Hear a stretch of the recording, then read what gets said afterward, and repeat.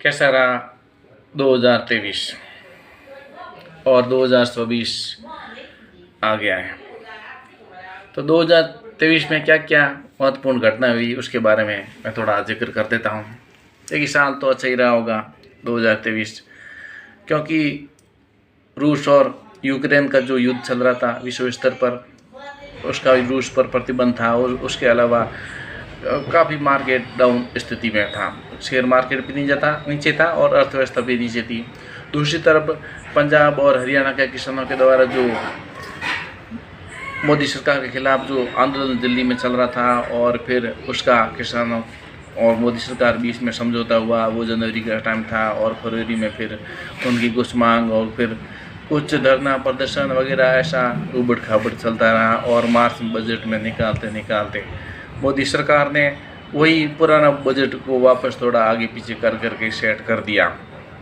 उसके बाद में अगले देखें तो काफ़ी ऊट पटाख रही 2023 में, जिसमें महत्वपूर्ण तो किसान आंदोलन था और उसके साथ में ही फिर और चुनौतियाँ भी बहुत सारी थी कि मोदी जी बोल रहे, प्रधानमंत्री ये बोल रहे हैं कि बहुत सारा काम करेंगे, ये करेंगे, एक मंदिर बनाना भी था, बहुत सारे कानून उनको भी आगे पास कराना और एक तरफ पर बहुत सारे राज्यों में चुनाव का भी था, तो चुनाव में भी अच्छा प्रदर्शन करना, इस प्रकार से बहुत सारे काम हुए। और उसमें मुख्य राम मंदिर का था भी, क्योंकि फैसला तो आ गया था और अभी उसकी तैयारियाँ जोर शोर से शुरू हुई। उसका मंदिर का निर्माण जल्दी से जल्दी करा कर 2024 के चुनाव से पहले मंदिर का निर्माण हो, इसकी बहुत सारी कोशिश की और जोर शोर से मंदिर का काम शुरू हुआ, जो कि बहुत पहले धीमी गति का था। और उसके अलावा मई जून में विपरीत तूफान आ गया, तो राजस्थान और गुजरात और महाराष्ट्र में काफ़ी लोगों को परेशानी हुई और फिर बारिश आई और कहीं हरियाणा और हिमाचल में बाढ़ आई, जिसके कारण काफ़ी लोगों को परेशानी हुई। उसके अलावा बीच में नया संसद भवन भी बन के तैयार हो रहा था और उसकी तैयारी भी चल रही थी और फिर मोदी जी ने नया संसद भवन भी दिया। 2023 की बहुत बड़ी उपलब्धि रही है। उसके अलावा त्रिपुरा में चुनाव रहा और त्रिपुरा में बीजेपी की जीत हुई और उसके अलावा 2 ट्रेनों की टक्कर भी हुई साउथ में, तो वहाँ 280 लोग मर गए और 850 घायल हो गए। और जुलाई में हरियाणा और हिमाचल में बाढ़ आई। और उसके अलावा फिर 23 अगस्त को चंद्रयान 3 ने चंद्रमा पर भारत का जो दक्षिण ध्रुव था वहाँ पर चंद्रयान उतरा। और फिर सितंबर में जी शिखर सम्मेलन दिल्ली में हुआ, तो उसका भी अच्छा प्रदर्शन हुआ और भारत का मान सम्मान विदेश में बढ़ा। उससे पहले 15 अप्रैल को प्रयाग में अतीक अहमद और अशरफ को गोली मार करके हत्या कर दी। वो नेता थे और बहुत सारे कानूनों में पीछे चल रहे थे और उनकी गोली मार करके हत्या कर दी। उससे पहले भी 2 आतंकवादी नहीं मतलब थे कुछ, तो उपद्रवी, उनको भी ऐसा करके उनको भी सजा मिल गई।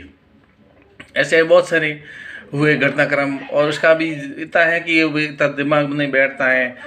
और उसके अलावा फिर 5 राज्यों के चुनाव की घोषणा हुई, जिसमें राजस्थान, मध्य प्रदेश, छत्तीसगढ़, मिजोरम और तेलंगाना, जिसमें से 3 में बीजेपी जीत गई मध्य प्रदेश में और वहाँ पर 18 साल पुराने शिवराज सिंह सरकार की तरफ नए मुख्यमंत्री चयन हुआ। छत्तीसगढ़ में भी बीजेपी का नया मुख्यमंत्री और राजस्थान में भी नए मुख्यमंत्री और तेलंगाना में कांग्रेस ने बेहतर प्रदर्शन करते हुए रेवंत रेड्डी यहाँ के मुख्यमंत्री बने और मिजोरम में भी सरकार बनी।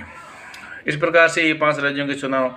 और बीच में मुद्दा उठा सीमा और हैदर अंजू शर्मा वगैरह, ये भी आते जाते ऐसा कोई मुद्दा भी उठा। उसके अलावा सूर्य के लिए एक आदित्य जो है उसको भी छोड़ा गया सूर्य की जांच परखने वगैरह के लिए।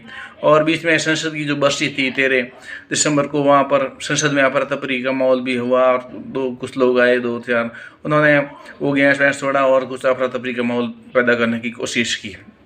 और बीच में मिचोंग तूफान भी आया जो तमिलनाडु और मद्रास वगैरह में काफ़ी परेशान किया लोगों को। और वर्ल्ड कप में भारत हमेशा से जीतते आ रहा था और यहाँ पर 40 बार जीतने के बाद में 41 बार ऑस्ट्रेलिया से हार करके सेकंड नंबर पर वर्ल्ड कप में रहा। और शेयर बाजार में भी 18,000 जो निफ्टी था वो जाकर के 21,000 को पार किया और सेंसेक्स में भी काफ़ी बढ़ोतरी हुई। इसलिए भारत की अर्थव्यवस्था काफ़ी बढ़ी है और महंगाई में भी काफ़ी बढ़ोतरी हुई है, जिसमें हालांकि गैस के दाम सस्ते हुए लेकिन पेट्रोल में थोड़ी राहत, पेट्रोल डीजल में राहत मिली। और इसके अलावा लेकिन टमाटर इतने महंगे हो 200 रुपये किलो हो गए।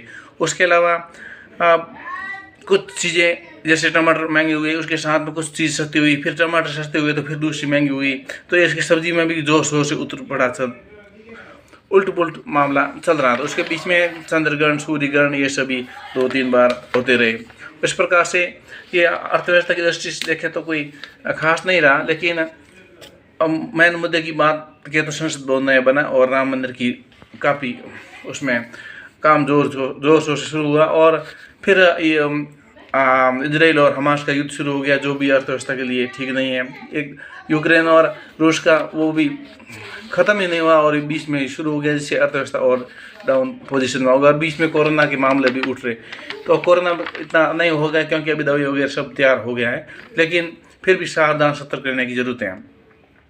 इस प्रकार से ये काफ़ी साल उठपटांग और काफ़ी बहुत सारी घटनाओं को लेकर के रहा। लेकिन सभी से ऐसा विनती है कि आप मेरी वीडियो को लाइक कीजिए, सब्सक्राइब कीजिए और शेयर कीजिए।